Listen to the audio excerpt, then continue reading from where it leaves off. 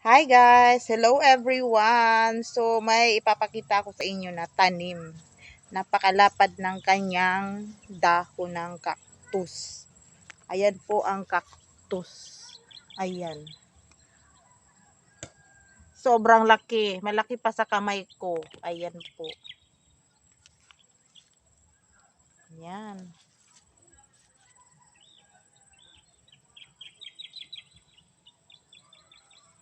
Ang lawak na niya, oh.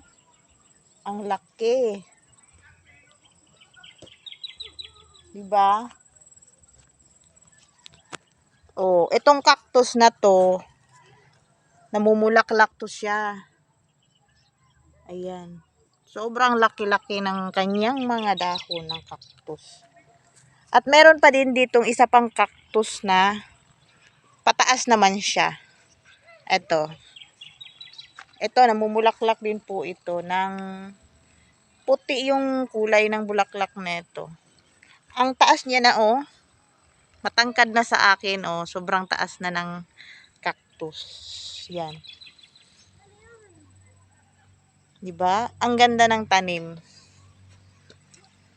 So, meron din pala akong itatanong sa inyo kasi hindi ko alam kung ano ang tawag ng tanim na ito, ng halaman na ito. Ang ganda niya, pinong-pino yung dahon po. Ito po yung dahon pinong-pino, ayan. At, ayan po siya, para siyang puno. Oh, kita nyo po ba, ayan. Para siyang puno. Ano po yung tawag neto na halaman na ganito? Hindi ko po alam. Ayan, kaya nagtatanong lang po ako sa inyo. So, ayan, kung sino po yung makakasagot kung ano ang tawag sa halaman na ito.